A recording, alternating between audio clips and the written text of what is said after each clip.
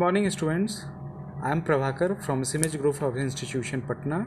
Today students we are going to deal with the topic that is called features of OB, and in this features of OB we are going to study organizational behavior in different prospects. First, if you see the screen, you can find out 6 different features which have been given over here. First one is a separate field of study and not a discipline only. Then second one is an interdisciplinary approach. Then third one is applied science. Fourth one is normative science. Fifth one is a humanistic and optimistic approach, and sixth one is a total system approach.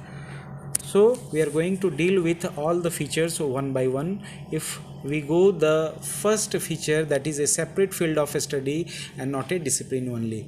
Means students अभी के prospect में ओबी जो है इतना in large वे में study किया जा रहा है कि nowadays it has not only a discipline, now it would be treated a separate field of study.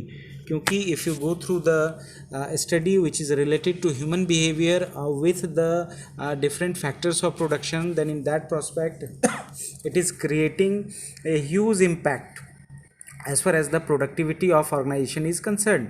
So nowadays it has gone up to a very broader level, and OB जो है एक separate field of study हो गया है और सिर्फ एक discipline नहीं रह गया है. Then the next point is it is said interdisciplinary approach.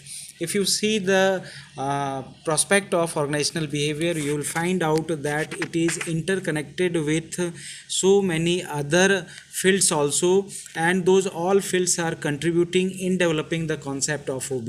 So the concept of OB is interlinked with other disciplines also, other areas also, in which we can find out the main contribution, that is a discipline of psychology, then sociology and anthropology, to make them applicable for studying and analyzing organizational behavior. Means students इसमें हम लोग कई ऐसे branches को देख रहे हैं जिनका कंट्रीब्यूशन ओबी के कॉरस्पॉन्डेंस में बहुत इंपॉर्टेंट रोल निभा रहा है, और just because of that OB has become one interdisciplinary approach. Then it is said that OB is an applied science also. If we see the applied science definition, we can find out easily here that applied science is the use of the scientific method and knowledge obtained via conclusions from the method to attain practical goals.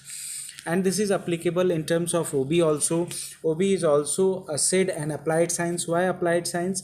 क्योंकि OB के भी prospect में when we are going to analyze individual behavior as well as group behavior and organizational behavior, सारे levels में जो है ओबी को जो है उनके पॉलिसीज़ को, उनके रूल्स एंड रेगुलेशंस को ड्राफ्ट करने के लिए we are doing the research, and those practical research are giving us the direction to develop the concept of OB in a more dignified manner.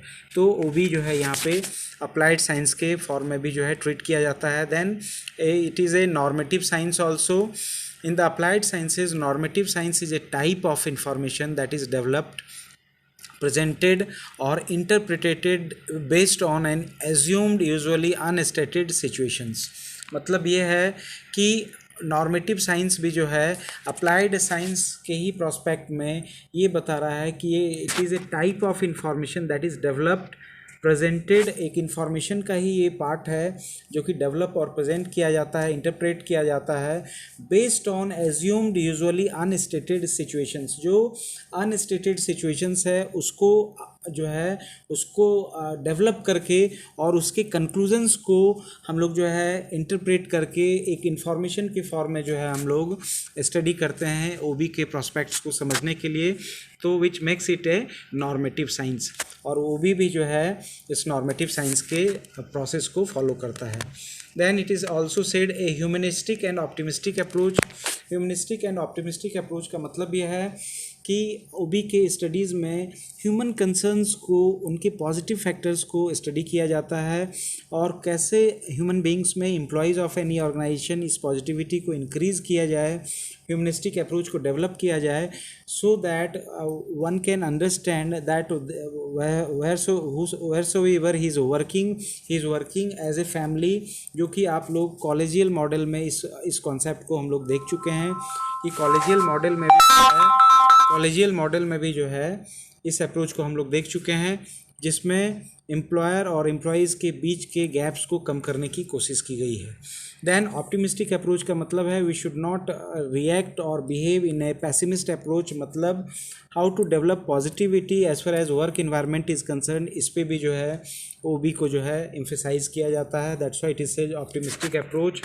Then next one is it is a total system approach, मतलब यहाँ पे बताया गया है the system approach is one that integrates all the variables affecting organisational functioning.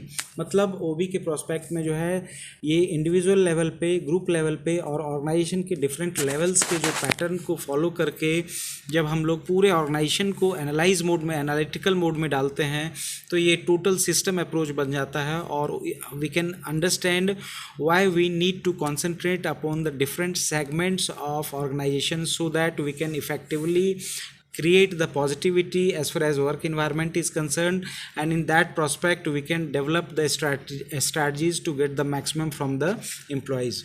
Students, these are the features of organizational behavior. I hope we have completed these features through this way. In next session I will come up with one new topic. Thank you, students.